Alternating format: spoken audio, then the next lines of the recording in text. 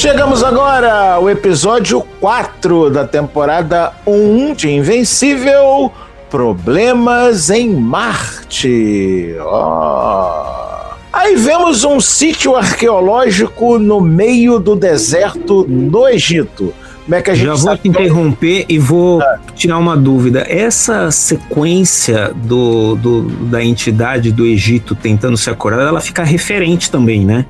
Vai recorrer? Vai! Várias vezes, quase sair, não sai, alguma coisa e tal. Isso. É piada também recorrente. Aí como é que você sabe que é o Egito? Porque eles entram numa tumba com uma múmia. Tem um Munhala. Tá bom que tem tumba com múmia em outros países também, mas, pô, num deserto, só pode ser o Egito, né? Então, mas é que tá. Quantas múmias de outros países você conhece que já causaram riscos de dano ao resto da Terra? Ou é no Egito, ou é dos Thundercats. Ou maias, astecas e outros. Mas essas não teve filme com elas, então não conta. Acho que teve. Não teve filme Dourado com elas. Não duvida dos filmes trash, Dourado. É verdade. Tá bom, vai. Não Dourado, teve filme bom. Não desmereça os filmes Se trash. o Brendan Fraser não enfrentou, não conta. Tá bom. Teve chinesa. A tumba do Imperador Dragão. Mas não era múmia, né? Mas não tem nem múmia no chinesa. Não tem. Né? Tá bom, foda-se. Aí, beleza. O líder da equipe de escavação entra na tumba e encontra uma urna. Ele acorda essa múmia que se chama Kahor. Mas não consegue libertar, porque a múmia invade o corpo do cara e no que ele tá saindo, os empregados ficam desesperados, soltam a porta e a porta, pá, bate nele e morreu. Foda-se. Dá a entender que a porta soltou por conta de alguma tempestade de areia causada porque o Homem Invencível tava passando perto. Agora eu vou te falar. Agora que você falou que tava numa urna, caramba, eu pensei numa piadinha de fazer uma urna egípcia e alguém no votar e ela fazer... Obrigado, Dourado. Então tá. Gastei o roteiro de uma tirinha aqui, hein? Tá. O Omni-Man e o Invencível estão treinando no deserto, dá-se a entender que é o mesmo deserto aí da múmia do Kahor, e eles disputam uma corrida até o Everest. Dourado, ele sabe onde é que fica o Everest, o Mark? Olha, eu me compadeço muito da burrice do Mark, porque eu acho que eu também não saberia, mas não sabe onde fica. Ele vai perder todas as disputas pro pai dele, óbvio. Cara, pelo amor de Deus, Nepal, porra. Tá, ok? Cadê o celular na mão dele? É por isso que eu digo e repito quantas vezes vocês quiserem que o sistema educacional americano é uma merda. Pô, mas de novo, eu vou ficar em defesa dele, porque eu estudei pelo sistema educacional brasileiro e eu também não saberia chegar. Mas eu sabia pelo menos que o Everest fica no Nepal. Pelo menos isso eu também, sabia. Mas se você perguntar onde fica o Nepal, eu vou demorar um tempão pra achar também. Tá. Okay. Ainda mais se estiver voando. Não, dá um desconto pro cara. Tá bom. Você quer passar pano? Passa, não tem problema. Passa, eu sou bom em passar pano. Aí, mesmo ninguém falando o nome dele, temos a tela de abertura. Beleza, legal. Aí o Omni-Man conta pro Invencível que os Viltrumitas espalham paz e desenvolvimento a raças em todas as galáxias. Aí eu pego aquilo e penso, cara, isto vai dar merda. O cara quando começa, a gente espalha a paz, o amor e o desenvolvimento. Isso vai dar merda. Não, o que você achou, onde a ficção ela vira um espelho divertido, né, do mundo real, é porque a gente sempre tem essa impressão quando estuda história que a maioria dos grandes absurdos cometidos da humanidade tinha em um lado alguém acreditando realmente que estava, né, transmitindo o melhor para o mundo de alguma maneira, fazendo, sabe-se lá o que já não fizeram por aí, né? Europeus e africanos? Eu ia dar um exemplo bem específico de europeu, né? O portugueses e indígenas?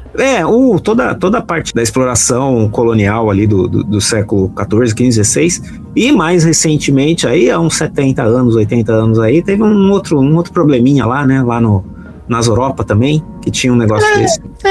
Né? Bom, Aí o Omni-Man conta que a Deb transformou o que era um local de trabalho, a Terra, em um lar. E que Mark mudou ainda mais a vida dele. A gente já falou isso e a gente pode repetir. Cara, o Omni-Man é um bom pai. Pois é, eu vou te falar que eu tô assistindo de novo, mas eu acabei de ver a última temporada e fica bem consistente essa construção que eles fizeram do Omni-Man, né? Você tem um cara que realmente tá dividido, né, entre... aí a gente entende, depois de ver a quarta temporada, a gente entende que ele talvez no fundo nem quisesse que o Mark tivesse superpoderes, porque isso poderia permitir a ele continuar na Terra como Omni-Man, sem seguir o que os Viltrumitas na verdade, né, queriam, né? Mas enfim. Mas vamos lá. Aí, enquanto isso, na casa dos Graysons, a Olga, a esposa do... Olga. Lembra? A Olga reclama com Deb que o povo da DG não quer contar nada pra ela sobre os detalhes da morte do marido dela. Aí ela nota, nessa cena, a Olga afirma que é russa, mesmo no dublado, apesar de que a gente já viu que o vento vermelho, ele tinha sotaque de italiano. Mas até aí tudo bem, um italiano e uma russa podem namorar, tá? Nada contra. Aí a Olga diz que vai voltar para Moscou e quer que a Deb venda a casa dela. Muito bem. Depois disso, Deb faz uma pesquisa numa aba anônima sobre Damian Darkblood. Aí o Nolan chega com o Mark e ele conta a Deb que o Mark vai sair com a Amber.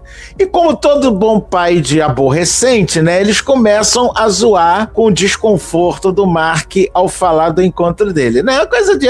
Aliás, se prepara pra isso, tá, Dourado? Você é pai de adolescente, eu ainda não, mas eu vou te falar que desagradável, né, cara? Como...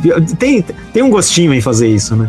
Cara, a melhor coisa de ser pai é sacanear teu filho. Somente depois que a avó começa a fase do estragar a criança, aí que o prazer do pai é encher o saco do filho. É pra isso que a gente pôs a criança no mundo, é pra encher o saco dela. É aí que ele paga as fraldas. Né, isso aí. Aí depois que o Mark subiu, a Deb conta pro Nolan sobre as desconfianças da Olga e o Nolan acha que a Olga bebe demais. Não é mentira, eu quero mas dizer também que não é verdade. O Nolan está certo.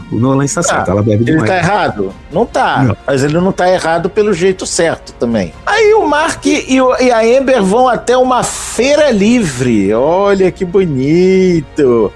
Mark conta que ele foi até o Everest com o pai, o que deixa a Amber impressionada. Tá, e aí ela pergunta por onde ele foi, e o imbecil esquece de que tem que inventar a história inteira, né? Você foi pela China ou pelo Nepal? Não foi por cima. Eu fui voando. Imbecil.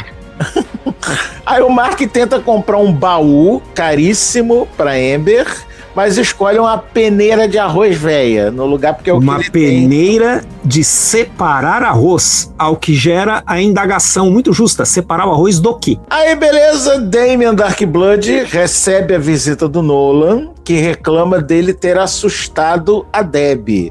E o Damian acusa, novamente, dessa vez, vamos dizer assim, mais enfaticamente, que ele matou os Guardiões. O Nolan ameaça o Damian, que retruca dizendo que a Deb já suspeita da índole dele. Coisa que foi por culpa do próprio Damian, né? Que instalou o triplex na cabeça da Deb, né? Mas eu assistindo isso, eu fiquei pensando, mas será que o Damian, ele é invencível também? Será que ele é indestrutível? Porque o cara não confrontar o Omni-Man desse jeito, cara, ou então é aquilo que eu falei, pra um demônio falta muita malícia, né? Também, né? Aí beleza, troca de cena, temos aquele gêmeo demolidor sobrevivente, ele invade um galpão abandonado e começa a montar os equipamentos necessários para se clonar. Qual que é aquela carne que ele rouba de monte? Aquilo Meatloaf, não é? É o hambúrguer do ex-emprego do Mark. Eu lembro, eu acho que eu vi, eu lembrei daquele cantor falecido lá, o Meatloaf. O Meatloaf, mas não é o Meatloaf, não é bolo de carne, é carne de hambúrguer mesmo. É carne de hambúrguer mesmo. Pilherada, né? Porque ele tem que botar proteína para desenvolver o clone. né? Segundo a Cara, tecnologia maluca dele, né? Que os gêmeos poderiam clonar de volta todos os guardiões que morreram, né? Teoricamente, mas o problema é que não tem da onde tirar os impulsos cerebrais. Ah, tem isso. Vai fazer um clone legal, um clone largado lá, morto. Pega um cérebro dos mendigos ali e dá jeito. Pô, tu já pensou mendigo com o corpo da mulher guerreira? Tá, tudo bem. Pega um pessoal mais bem. Pega uns universitários, então. Foda-se. Aí a gente tá vendo essa cena pelos olhos, entre aspas, do robô, que estava acompanhando os novos guardiões até a sede dele. Quer dizer, ele é multitarefa. Ele tá levando os guardiões até a sede enquanto vigia os gêmeos fazendo as merdas dele. Né? O Rex até desconfia, né? Falou, tá em transe aí? Eu tô fazendo desfragmentador, tô passando desfragmentador. Cara, essa Tava atualizando o Windows. Tava atualizando o Windows, tá. Aí o Cecil aparece com aquela gentileza de mula dele, né? E o Rex aponta que tem uma mancha de sangue do massacre que ainda não foi limpa. Aí o Cecil diz que aquilo é... Não, eu deixei de propósito. Aquilo ali vocês só podem limpar quando vocês forem dignos do legado da equipe anterior. Filho da puta, né? Tá bom, né? Aí, beleza. O Cecil é escroto pra cacete, né? Muito. Mas é por isso que a gente ama ele. Sim. Aí a menina monstro pede desculpas por ter arrebentado a cara do Rex. Precisa não, Ben. Precisa pedir desculpa não, ele mereceu. Cresceu o dente novo ou ele precisou implantar? Boa pergunta. A resposta né? é não sei. Eu acho que ele tem fator de cura. Ou um bom plano dentário pago pela DG. Faz sentido também. Aí o robô interpela o Rex sobre ele não fazer com a menina monstro o mesmo que ele fez com a Eve Atômica. Tá errado? Aí você percebe que o robô ficou enciumado. Ficou, Ravá.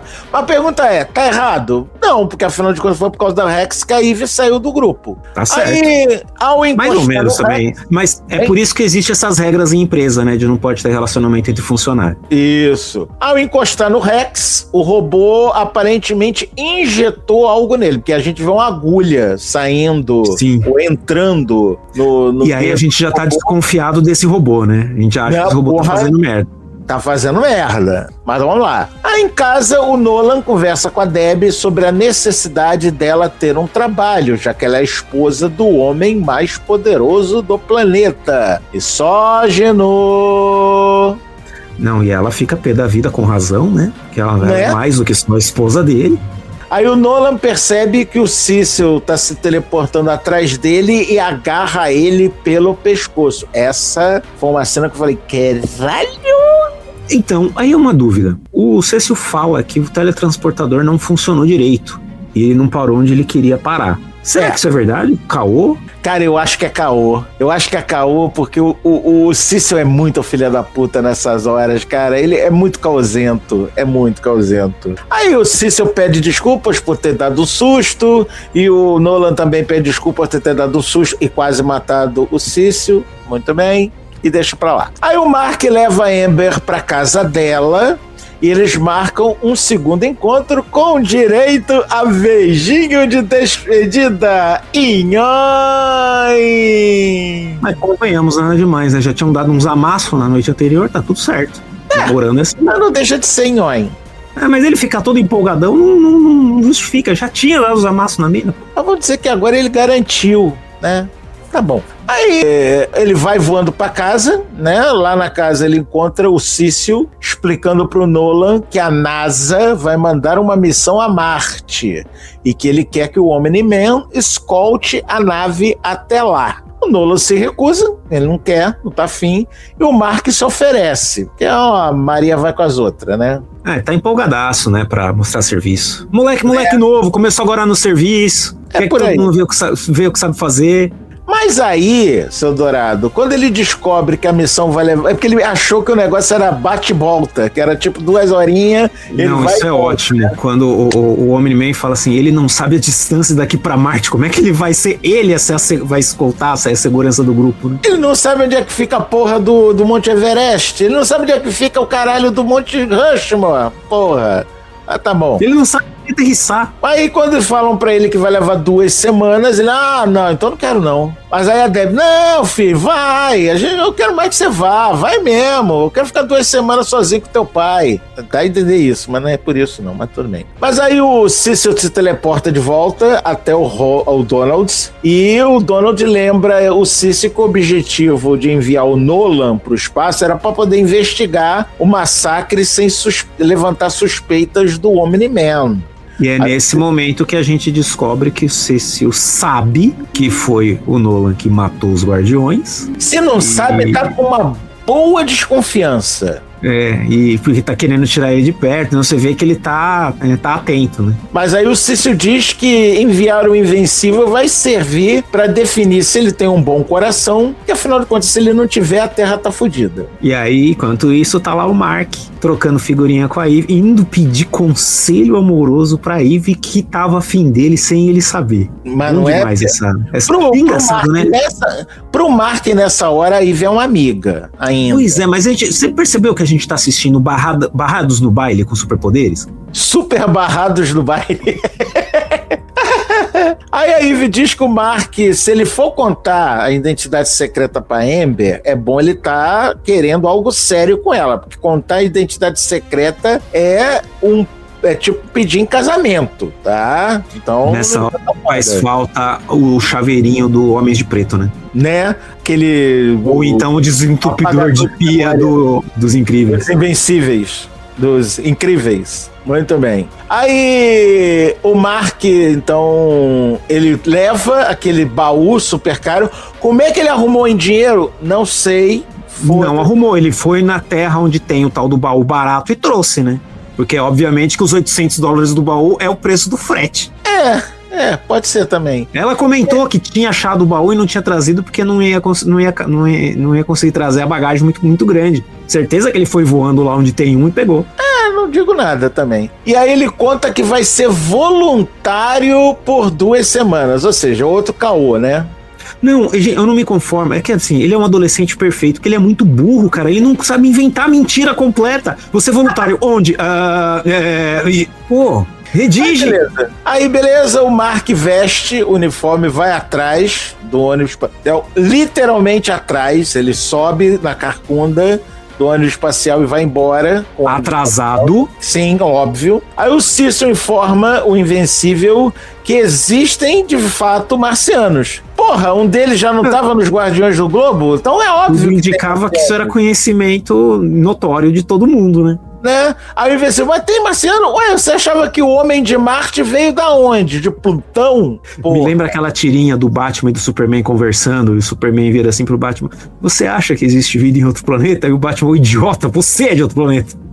Aí a Debbie e o Nolan discutem sobre como ele tá se portando com o Mark, e ela desce dizendo que desde que ele despertou os poderes, né? Como é que o Nolan tá tratando o Mark desde que ele despertou a porra dos poderes dele, né? Nolan diz que está preocupado com o futuro de Mark. Eu vou te falar uma coisa, vou questionar aqui a obra do autor, tá? Mas se a gente não soubesse, nesse momento, que a culpa do que aconteceu com os Guardiões fosse do Omni-Man, era facílimo comprar o que ele fala. O receio dele por dar responsabilidade do filho agora, o risco que tá porque alguma força muito grande foi capaz de matar todo mundo e deixou ele em coma. Não sei, talvez a história funcionasse de um outro jeito se a gente não tivesse visto ainda o que aconteceu. Se fosse algo pra revelar mais pra frente, sabe? Se a gente não tivesse visto, não tinha o mesmo sabor. Não sei. Tá bom. Mas aí ele aproveita, leva a Debbie pra Roma. Vamos comer, né? Vamos lá comer uma pizza? Vamos lá em Roma, rapidinho, custa nada, né? E aí Mark e a nave chegam em Marte. O Invencível fica vigiando os astronautas de novo, de longe, e como é burro para um caralho, quase foi visto 2 vezes. Como é que não vai com uma roupa camuflada se ele... Enfim, o cara tá de azul e amarelo num lugar que é tudo vermelho, né? Pô. mas tá bom. Aí ele dá uma cochilada, que é um vigia maravilhoso, né? Muito É um bom. adolescente, né, cara? Não dá pra negar. O celular, inclusive, acaba a bateria porque ele tava fuxicando as fotos da Amber. Imagina como o sinal deve ser ruim em Marte, hein? Lá longe do satélite. No Perdido em Marte diz que demora 16 minutos pra chegar um texto. Que sinal, tá bom. Aí os astronautas somem. Pam, pam, pam. E o Mark nessa hora falou, puta que pariu, fiz merda. Jura? Uau! Nesse meio tempo, a Deb e o Nolan discutem a relação. Nolan diz que que o Cecil desconfia dele sobre o massacre dos Guardiões. E um dragão ataca Nolan. Nota, esse dragão é o dragão que vai aparecer depois? É o velho, o velho da mandíbula, o velho mandíbula, é o mesmo, sim. Novamente, vilões recorrentes, tá bom? Mas o Nolan não se importa. Não, foda-se, deixa outra pessoa resolver. Que ele tá agora aqui com a mulher dele tomando Tô de folga. Tá de folga. Aí, nesse meio tempo, o Damian investiga a casa dos Graysons, o Cecil aparece e interroga o Damian. Importante. Aí o Invencível é atacada por umas lulas cérebro em um subterrâneo de Marte. Aquelas estrelinhas do que enfrenta o Esquadrão Suicida no filme do James Gunn. Starro o Conquistador. A ideia é a mesma daquele. A Invencível encontra os verdadeiros marcianos e ele descobre que as lulas se chamam Sequids. O Invencível é levado até o Imperador Marciano. Então o Imperador informa que os Sequids são telepatas e que sempre tentam subjugar a raça dominante do planeta onde eles caem. Ou seja, é a porra da plot do Starro o Conquistador. Só que sem uma estrela gigante. São só as estrelinhas, tá? Aquelas gelequinhas asquerosas. Só que no caso dos marcianos, os Sequids não conseguiram controlá-los porque eles têm poder de transformação. Então eles conseguem mudar a aparência deles e os bichos não conseguem grudar neles. Então eles ficaram dormentes. Mas se eles, Dourado, conseguirem dominar um humano que seja, todos os bichos acordam e Marte e a Terra vão ser destruídos. Aí você para pensar como a biologia de ficção científica em quadrinho é uma coisa frágil, né? Qual a chance de uma criatura assim sobreviver? Mas tá bom. A Invencível pede ao Imperador que ele e os astronautas voltem para casa em paz, né? O Imperador diz que não. Não, os humanos vão ser exterminados para não entrar em contato com os Sequids. O Invencível se apresenta como meio vitrumita e diz que refaz o discurso do pai dele, né? E os marcianos só olham, não concordam nem discordam. Não, o pior nessa hora é que a gente vê como é que o imperador marciano é político, né? Porque ele fala, vocês conhecem os Viltrumitas, né? Claro que eu conheço, eu sou o imperador marciano, é óbvio que eu conheço os Viltrumitas. O que é Viltrumita? Faz a menor ideia. Tá bom, foda-se. Aí, beleza, o Invencível, ele diz que entende, né? Mas em seguida, a próxima cena que a gente vê é ele fugindo com os astronautas a tiracolo, que ele tá segurando. Corre, cambada! Obrigado, eu ia pedir pra você fazer isso. Muito obrigado, era isso mesmo que eu queria. A Invencível consegue tirar a nave de Marte, mas não sem antes pegar uma pedra de souvenir, porque ele tem que levar um souvenir pra Amber, né? A pergunta é, ele tá pensando direito nessa merda? Não, ele é muito burro, Foda-se. Aí, um dos astronautas, seu Dourado, é na verdade um marciano controlado e disfarçado. Vou falar uma coisa aqui que quando eu assisti a primeira vez, eu falei assim, aquela bandeirinha se mexe, né, no corpo no uniforme do astronauta, eu falei, será que é uma das lulinhas que tá grudada nele? Depois, no outro episódio, explica melhor. Mas eu fui meio Mark, né? Eu só fui meio desatento. E quando eu vi o melequinho, eu falei, Aí depois aparece, né? O verdadeiro astronauta tá lá entre os marcianos ainda.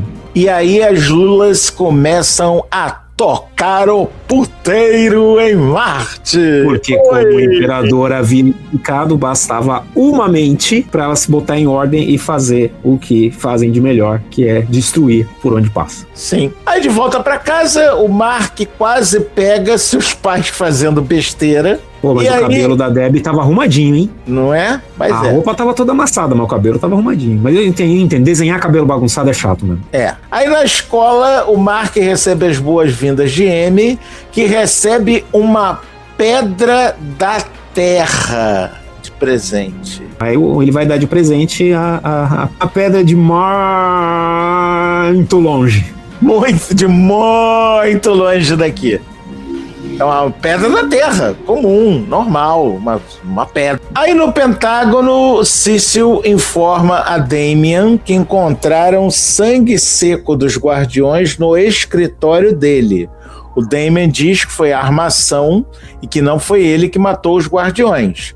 O Cecil diz que acredita, mas que vai exorcizar o Damian assim mesmo. Nossa, é muito interessante como esse diálogo, ele é, assim, é aquela educação polida de quem vai um matar o outro, né, cara? Isso. O Damian, inclusive, fala, não, mas o livro que tinha esse negócio eu destruí. Ah, tá, esse aqui que a gente reconstruiu com inteligência artificial. Muito bom. E engraçado que quando esse foi escrito, a inteligência artificial não fazia isso. Hoje em dia a gente sabe que faz, né? Aí o Cecil, né? Aí é que o Cecil fala com todas as letras. Sabemos que foi ele, mas a gente descobriu o porquê antes de confrontar o homem mais poderoso do universo. E, no caso, ele literalmente mandou o Damian pro diabo que o carregue. Esse levou a sério a expressão vai pro inferno. Né? Muito bem. Aí, beleza, Debbie tá fazendo faxina na casa da Olga e atende 2 compradores. Vendeu a casa da Olga.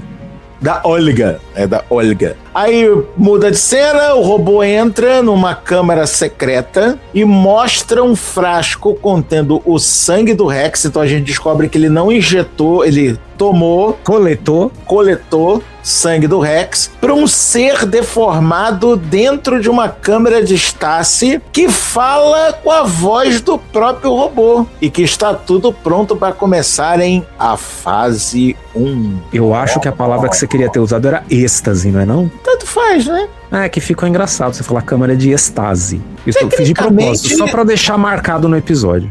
Tecnicamente, estase ou stasis é quando a pessoa tá paralisada. Êxtase é quando tá feliz. Ah, é que eu tô lendo, tem um acentinho aqui me confundindo. É porque o câmera de suspensão, é mais fácil. Ele tá na porra do Google corrigiu, eu não posso fazer nada, vai se fuder. Você pode desativar a correção automática, horas bola. Foda-se, tá bom. Aí beleza, acabou o episódio, porém, pós-crédito. Aí vamos lá. Debbie conversa com o Nolan enquanto mexe num armário e ouvimos grunhidos do Damian Darkblood. Essa eu não entendi. De onde vieram esses grunhidos? Ele deixou um... É porque ele foi mandado pro inferno, mas ele deixou o caderninho dele ali. Ah, é o caderninho. Tá. Esse caderninho vai ser importante depois, lembrei. É, o caderninho do capeta faz grunhido, né? E aí é aquela pegada, tipo, livro com cara, né, e tal, é. Isso, Necronomicon. O Necronomicon, isso. Só faltava o Ash aparecer. É o Necronome Notebook. Excelente. Né? Necronomicon de notas. É Necronomicon de notas. Perfeito. E aí, fim do episódio 4. Fique conosco. Nos aguardem, pessoal, para em breve, episódio 5. Exatamente. Muito obrigado e um abraço.